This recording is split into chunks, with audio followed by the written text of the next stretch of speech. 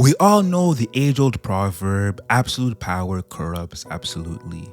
This quote summarizes the stories of many great kings, conquerors, and geniuses throughout history and in fiction. But who can blame them? If given godlike abilities, very few would be humble enough to resist all the temptations that come with them, and even fewer will be unable to resist the temptation of developing an enormous ego.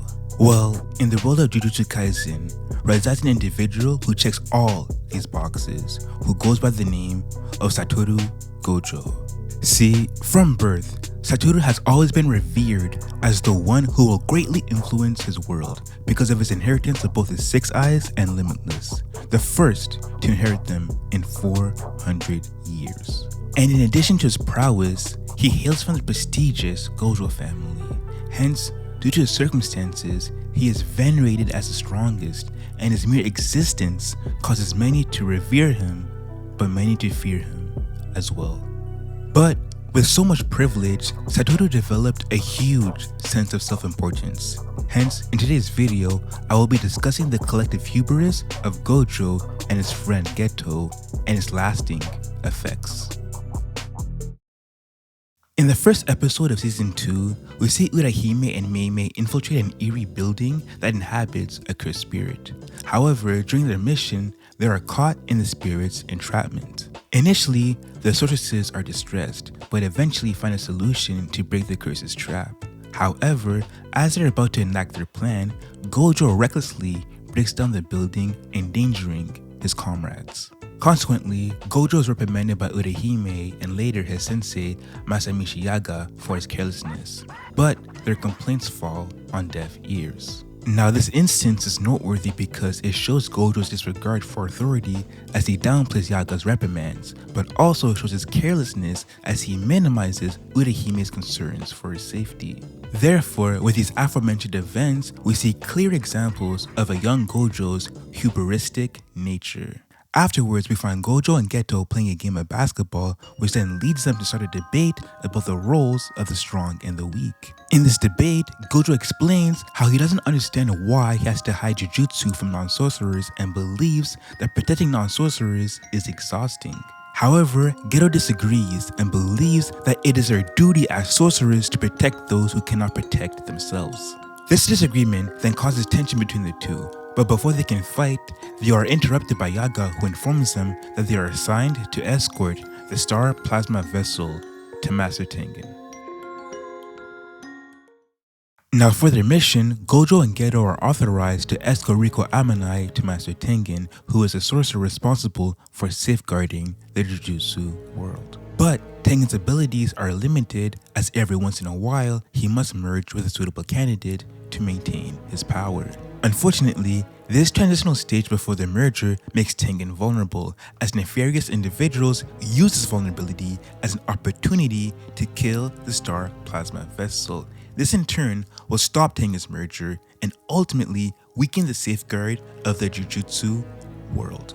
In this case, the nefarious individuals are two organizations, the first being a group of sorcerers called Q, and the second being a radical religious group named the Time Vessel Association, who deem Tengen's merger as impure. Now, upon their mission, Gojo and Ghetto easily dispose of Q and are about to meet their client. But when they finally see who they have to escort, it is revealed that the star plasma vessel is none other than an innocuous, innocent teenage girl named Riko. Now, what's interesting about Riko is her bold and exuberant personality. I say this because, given her tragic past and being the star plasma vessel, her life has been difficult. One such difficulty includes the death of her parents, which left her orphaned. But despite her troubles, Riko remains positive. Now, as a star plasma vessel, Riko does get a final wish, which is to spend her last days with her friends.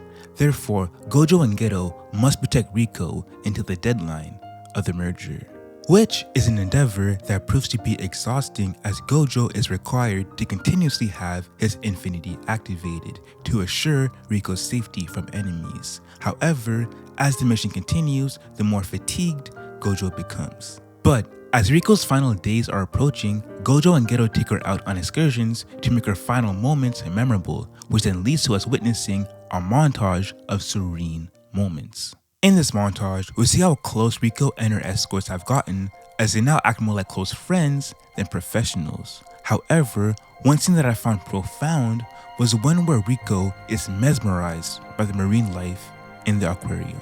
Now, although minute, this moment is noteworthy because it showcases Riko's appreciation of life and its beauty. See, sometimes we may take for granted the luxury of being alive, and it is only when we are faced with adversity is when we come to appreciate life itself. And upon her mesmerization of the animals at the aquarium, I believe that this is when Riko begins to recognize that she will never experience the allure of life ever again. And although very somber, the group has to move on and escort Riko. So finally, as the group arrives at Jujutsu High, all their memories, laughter, and joys come to a halt as Riko readies herself to be merged with Master Tengen. Well, that is until... Now, when we first see Toji, his delinquency and incompetence is very apparent as he constantly gambles and abandons his son Megumi. However, despite his incompetence, the one area in which he excels at is in killing sorcerers.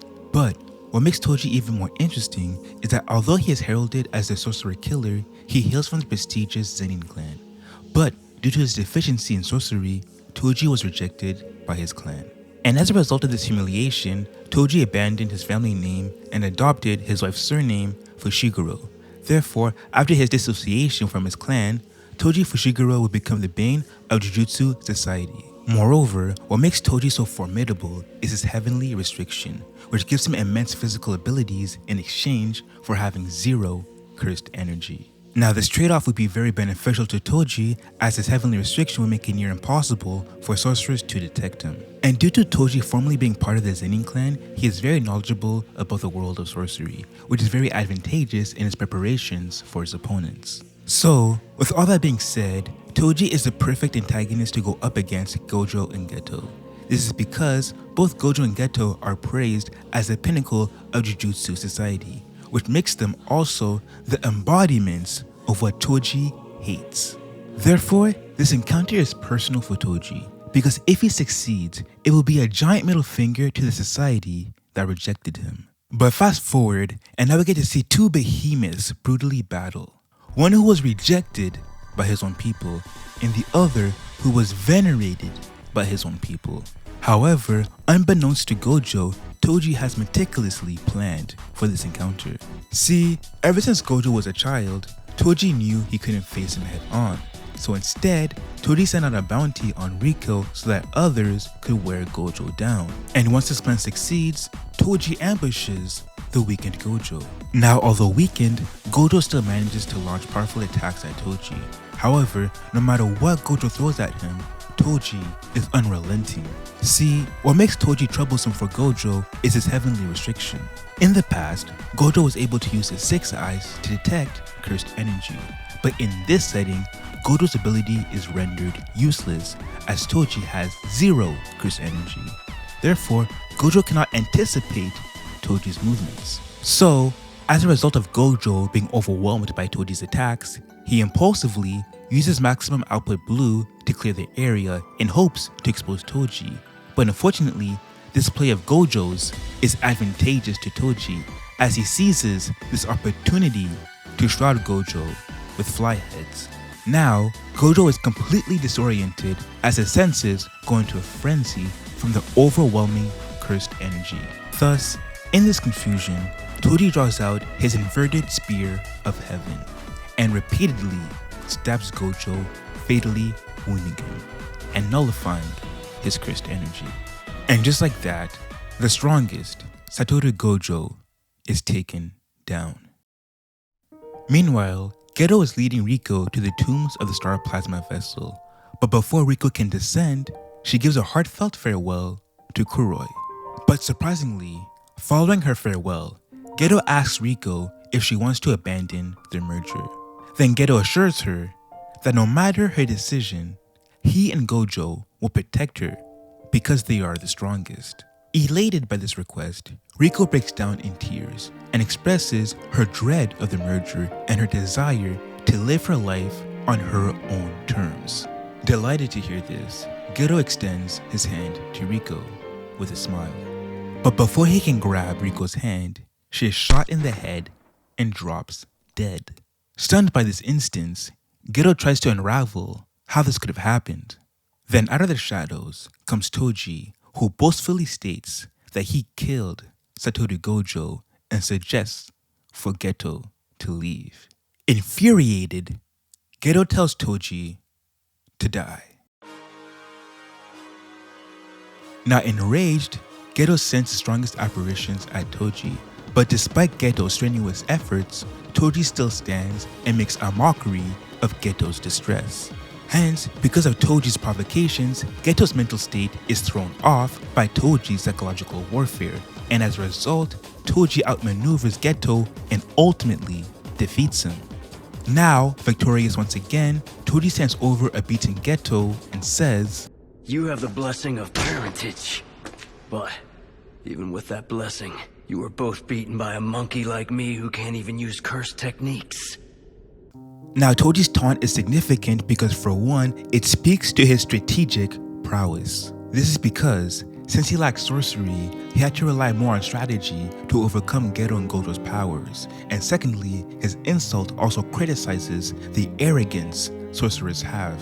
See, because of their divine blessings, sorcerers become oblivious to the conventional, and this ignorance causes sorcerers to become domineering to things they deem ordinary. And this notion is evident when Gojo previously states his reluctance to protect non-sorcerers because they are weak. Looking out for the weak and protecting them is honestly so exhausting. Hence, given Gojo's perspective, it is reasonable to surmise that his sentiment is also felt by other sorcerers in Jujutsu society. So considering sorcerers' heavy reliance on cursed energy, it's no surprise that an individual who has mastered the conventional ways of fighting, hunting, and strategy would be troublesome. And this is exactly how Toji got the upper hand on Gojo and Ghetto. But once Toji drops off Riko at the TVA headquarters, he encounters Gojo once again. However, this time, things don't go his way, as Gojo has become awakened. And as a result, he unleashes the devastating hollow technique Purple, which eviscerates Toji's body. Following, we see Ghetto searching for Riko's body. However, upon his search, he is welcomed by the nightmarish applause of TVA members celebrating Riko's demise. But even more surprising is that Ghetto sees that Gojo has already arrived and has retrieved Riko, but evidently, Gojo is extremely disturbed by the sadistic individual surrounding him. Ghetto tries to calm him down, but instead, Gojo suggests killing all the deranged devils of the TVA. Understanding Gojo's rage, Ghetto is tempted by Gojo's proposition, but Ghetto finds that he must be the man of reason and resist this lethal urge, because as sorcerers, it is their moral obligation to not harm non-sorcerers. Well, at least that's what Ghetto tells himself. Now, what makes Riko's death so important is that it exposed the fallacy of the strongest, this notion that made Gojo and Ghetto feel invincible. But after Riko's death, this notion was also exposed as a fallacy. Therefore, what use is absolute power if you can't use that power to protect those dear to you? And this question is what permeates the minds of Gojo and Ghetto a year after Riko's death. For starters, Satoru Gojo becomes more dedicated to mastering his powers to become more reliable. However, instead of taking the same self-improvement route, Ghetto chooses to lament in his misery. In addition, Ghetto was often sent out to perform exorcisms on his own. But the issue with his isolation is that the time he spent alone only fueled his anguish even more, as it gave opportunity for his negative thoughts to permeate in his mind. Therefore, with no one checking up on Ghetto's declining mental state, he is left on his lonesome devouring unsavory cursed spirits, which mentally taxes him. And as Ghetto gets in the shower to rid himself of the disgust he feels from his repugnant job, all he can hear as the water droplets fall on his body is the applause of the TVA, which drives him absolutely mad. But even worse, Ghetto encounters sorceress Yuki Tsukumo, who discusses her goal of eliminating all cursed energy. But unfortunately, this discussion leads Ghetto to come up with the idea to kill all non-sorcerers. And even more unfortunate, Yuki is unable to notice Ghetto's demented mindset and erroneously advises Ghetto to follow his true nature. And before leaving, Yuki tells Ghetto that another star plasma vessel was found, which affirms to Ghetto that Riko's death could have been avoided if they just waited for another candidate to appear and replace her. Hence, Yuki affirms to Ghetto that all the suffering that he went through over the past year was all easily avoidable. Following, Ghetto finds out that his comrade Yu died during a mission because of faulty intel given by Jujutsu HQ. This leaves Ghetto in shock and leads a frustrated Nanami to describe the lifestyle of a Jujutsu sorcerer to a marathon where the only thing that awaits them is the corpses of their fallen comrades. And lastly, Ghetto is sent to a village to exercise a spirit. However, after he is done, the villagers are unsatisfied and request Ghetto to kill 2 young girls who are imprisoned. Appalled by this mistreatment, Ghetto finally snaps and kills all the residents of the village.